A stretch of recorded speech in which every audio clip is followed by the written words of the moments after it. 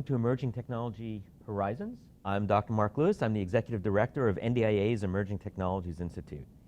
And on today's episode, we'll be talking to ML Mackey, who has kindly joined us to talk about issues related to small business and small business innovation. A few biographical notes on ML. She is the chair of NDIA's Small Business Division.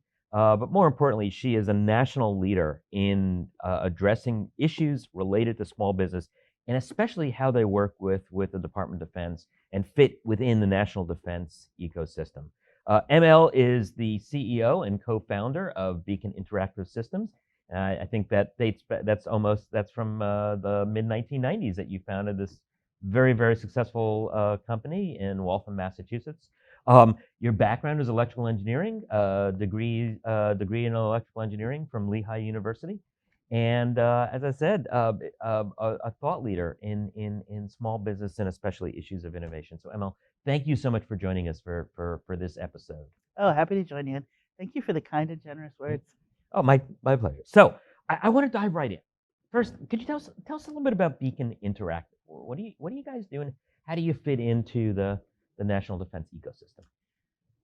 So Beacon is a provider of digital transformation for edge operations. The way that we fit into the digital ecosystem is what is now called a non-traditional defense contractor. And when we first started engaging in this space was just someone who left the commercial markets after the 9/11 crash and pivoted into the defense marketplace, right?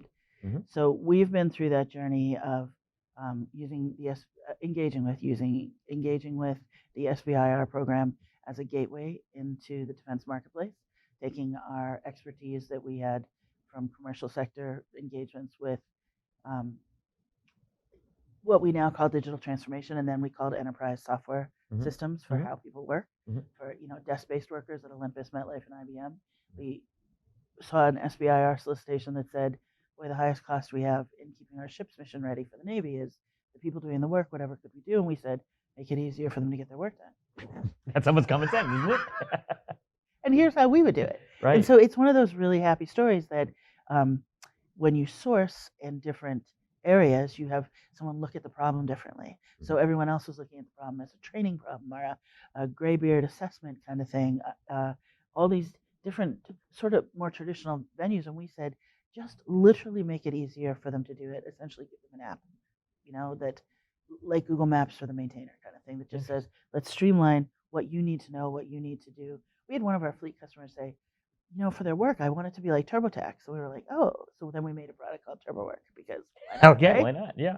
So, but that's really what we do. So we did that for the Navy and a couple of spot solutions. We've wound up transitioning Navy investments into 3 defense business systems, rolling across every ship, sub, and carrier in the fleet. We took that technology to the Air Force. They understood it as a more comprehensive digital platform versus the products that the Navy did. We're now digitizing flight line operations for the Air Force. And because throughout all of this, what we saw was such a vast opportunity to make an impact, and so many people that get engaged with funding R&D and moving it through the stages. When one of the SBIR solicitations came out that said, how do we get more R&D investments transition to the warfighter? We were like, wow, like in the same way we did for the maintainer on the deck plate, let's make it easier for you to get your job done. So we also have as part of our digital platform, an S&T portfolio management capability informed by operational data. So you mentioned SBIR. Could you tell us a little bit about the SBIR program? I'm sure some of our listeners are very familiar with it, but some maybe not so much. So what is the SBIR program? The SBIR program is a great program. It was started in the early 80s, I think. Yeah, that's right, in the early 80s. And it was people at NSF saying, we have all these PhDs that are moving to small business, and we don't have a gateway. We don't have an entrance for them into the federal R&D market. We have established paths to the primes, to the universities, to the FFRDCs.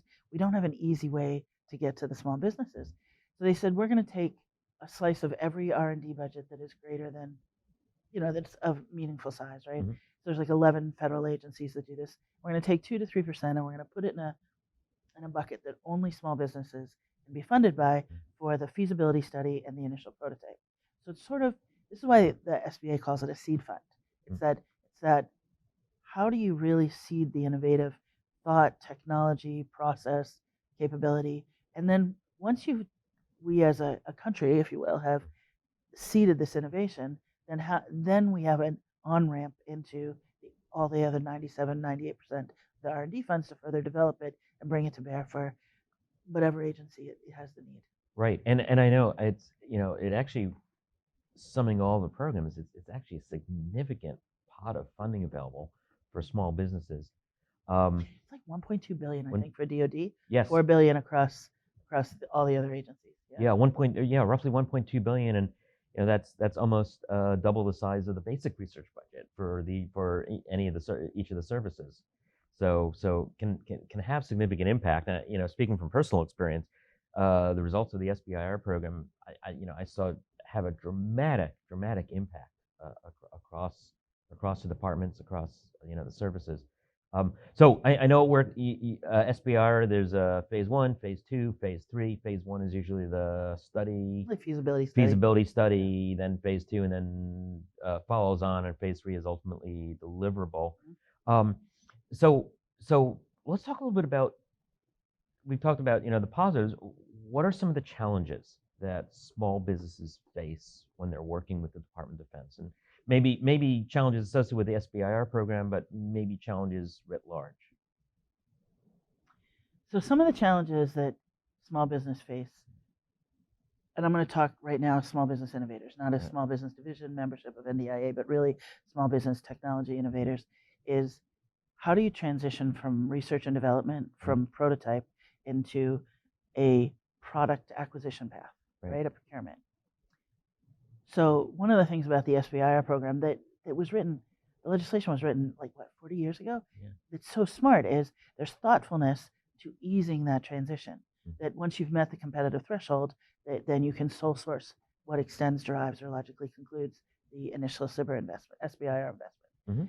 So across the board, there's this transition from, oh, here's an idea, let's see what it looks like, to, okay, let's meaningfully engage it in a planned schedule and how we're going to deploy it and how it's going to get to the warfighter, right? So I think SBIR helps with that, but I think that all small business innovators have that problem. So that is an area that you and I have had the conversations before about, there's this valley of death everybody talks about, and they go, if you just put more money in, then you can get through the valley. And I go, oh, no, it doesn't work like that. Yeah. As a company that has transitioned to defense business systems, this analogy that you first shared with me of it not being a valley of death, but more a mountain that you scale. A mountain of death, that's right. Man, it's such a more accurate and visceral description of getting through all those certifications, getting through all those schedules, getting into people's programs of record, getting all the pieces that you have to do. And it's this interesting path that when you get to the other side of the mountain and you walk into the acquisition world, all of a sudden you're like, oh, I'm here, but you're still not. Yeah. And I often say it's kind of like everybody's cousin, but nobody's sibling. Like, come for Thanksgiving, but you can't move in. You know what I mean? Yeah. So, like, figuring out that transition is something that is critical to an innovation flow across the defense industrial base, and just wicked harder for small businesses to do. Right. No, look, one of the challenges that small businesses especially face, the Department of Defense can often be slow and bureaucratic. What? Yeah, I know. It'll be shocking. I know it's shocking to you, shocking to the viewers. And of course, if I've got a small business and I'm, sometimes living hand to mouth, and I've got to wait 2 years for the contract, that's not a recipe for success. Yeah. So I just want to put this in context. We're a small business. We bootstrapped out of a rent control apartment on Beacon Street in Coolidge Corner, right up from Fenway. So Beacon Interactive, right? We bootstrapped. We had this really viable company going well in the commercial sector. We're a software company in Boston. We get involved with this SBIR program and the Navy because it's interesting and it's also, and then everything slows down.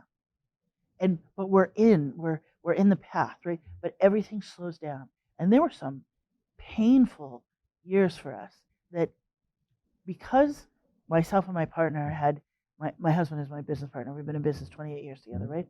And you're still married. And we're still married. I know. We have kids. It's all good, right? Good. So 28 years later. But in that path, there were times that we could decide to maintain a path that wasn't as financially viable as moving back into the private sector would have been. Because luckily by that point, we had caught that bug of like the honor and the honorable and the impact that we could make for national security. But it shouldn't have to be that that's the only driver. Right. This is a business, Right. and there should be a business model that is not just someone happens to be inspired, that Right. it's viable all the way through. And there's no reason for that except for not being thoughtful to where those delays are. Yeah, frankly, we when I was in the Pentagon, we'd often laugh among ourselves what a bad customer the Department of Defense will be. No. Well, bad customer in terms of some of that fits and starts, but Yeah. but I also think that there is two areas that I'd like to say it's a really good customer. Mhm. One we already talked on, and that is the ability to make an impact on national security is Right. nothing to sneeze at. That is, I was always happy when we made the call center reps at MetLife life easier, or the salespeople at Olympus their life easier. But taking care of the warfighters who take care of us, who put themselves in harm's way, Yeah. that's a significant. That's good, right? So that's one bucket that makes you a really great customer as the DoD. Right. The other piece that makes the DoD a really great customer and is beyond the first characteristic, which first turned our eyes with SBIR, which was the non-dilutive capital, Mm-hmm. was also that two things. One, it's a rigorous market, a demanding and rigorous market. And specifically with the SBIR program, we had engaged end users. So anyone who wants to build a good product needs to have the first place they build it be very demanding, and to build out all the use cases, and have end users who aren't going to be like, meh, but are going to be like, no, we want it this way. Yeah. Which is what you get. And if it doesn't work, lives are on the line. And, Right. Yeah. Right. There's this criticality to this that hardens your product. Yeah. I mean, so the products that we have are dual use, and they're dual use tested and sturdy and set, not like, software, and if it doesn't work, we'll have another version kind of thing. So I would argue, well, you're absolutely correct that the fits and starts and the path to here is not so great. There are these two other things that are a tremendous balance to that. So I hear it said often, and I'm going to say ahead of time, I think it's a sentiment that I agree with, that today so much of the innovation is starting at the small business level. Is it, do you agree with that? Is that correct? And feel free to disagree with me on that. No, I do agree with you, and I want to be more than Okay. Yeah. So I think part of that is related to what I was telling you about how, because my partner, my husband, and I were able to say we're going to commit and stay, you can be more nimble and adjust. And I think innovation in its inception is about, you have to be pretty self-aware to what you're doing, because you start with a good idea, but you have to pay attention. Is it a good idea? And how do you corner until it actually is the good idea that other people want and can make the impact? And I think that's harder to do when you're in a larger organization that has kinds of commitments that are reasonable, and expectation that you should be steady, that you shouldn't just be turning, kind of thing. So I have a challenge with this, because I know that large businesses often feel insulted, that they feel like when we say that they're not innovative. Right. And I more want to look at the realities of the ability to corner. And I sometimes think, I remember talking to Hondo about this one time, and I said, I feel like Hondo Garrett's from the Navy Acquisition Executive. Yeah, I said, I kind of feel like small business is, I mean, this is kind of funny, a little bold to say, but it's like special forces. Like, we take the beachhead. Like, you know what I mean? I love that. And the Army and the Air Force and the Navy comes in with the bigger stuff that they should have, that's bigger and steady, but isn't that first kind of getting it through. So I don't know. It's a little bold saying that we're like special forces, but you get the Yeah, no, absolutely. I actually, I love that analogy. So, look, I would frequently tell people the big companies became the big companies because they're good at what they do. Yes. If they weren't good at what they do, they wouldn't have survived to become the big companies. So I agree with you. Also, we don't. I mean, there's a lot to admire and respect in our big companies, but as you point out, the nimbleness of a small business, and also I think we're seeing the model where the large companies are kind of waiting to see which small businesses are succeeding, and then sometimes pouncing and buying them. Which and I think is fantastic. And Yeah, I I know agree. some people have challenges with that, Mhm. but one of the things when I look at where we came from and where we are now, my primary source experience, with Beacon, with their company, that throughput of that repeat entrepreneur, Yeah. like, I think it's a fantastic idea that you have a business model that someone says, I can come through and I can exit and I can start something else. And I'm familiar with the marketplace. Man, getting familiar with the defense marketplace was no small feat. And I would not say I'm an expert, but we at least know more of what we're doing now than when we started. So I think this ability to continuously seed the market and keep entrepreneurs in that market who are in that nimble stage, Mhm, I mhm. think that M&A path is just fantastic for. I've also, and Not for everyone, but yeah, but a yeah. reasonable piece of the ecosystem. So I've something that I noticed as a faculty member was, when I first started teaching, our engineering graduates wanted to go to the big companies, and in aerospace they wanted to go to the Boeings and the Lockheeds, and I was seeing more and more a larger and larger cohort number of our students wanted to go to the smaller companies and the innovative companies, and sometimes take a risk. They know they're going to a small company, and gee, they might not be in business in 2 years, but it just had an air of excitement that I think was attracting some of our best and brightest. Is that a fair assessment, or am I way off base on that? Yes, and you know what I think I'm intrigued by Yeah. in this, and I wouldn't suggest I'm an expert on this, but like what I'm starting to see is that excitement to join small businesses. Let's say a bit ago was Mhm. more about like, ooh, we're gonna be the next unicorn. Ooh, we're gonna make the the big bucks. Like coming out. And now it's more about, well, I might try the small business because they're more interesting, Yeah. because they're more collegial, because Yeah. it's a better collaborative experience and development of myself and how I engage with my peers and the work that I'm doing, which is a nicer that I mean everybody wants to be part of a unicorn and Yeah. have a Yeah. great financial security, but Yeah. but there's a slightly different pull for it that is intriguing to me as well. Yeah. Everyone wants to be Jeff Bezos in his garage a couple All of years right, later I being know, there. right? Yeah. Yeah. Yeah, absolutely. So let me switch gears a little bit. Obviously you're leading at NDIA, our Small Business Division. Could you tell us a little bit about the division and what are the key things that you're working on? Sure. So the Small Business Division at NDIA is this vibrant group of small business defense contractors across the nation. One of the things that appeals to me about it is we have the Small Business Division here at National that Mhm. is focused on what is the national voice for small business coming out of NDIA. But we also have all these really great chapters that have their own small business kind of networks within them. And Mhm. it's fascinating to me. I'm always intrigued by how well small business owners collaborate and share best practices and work with each other.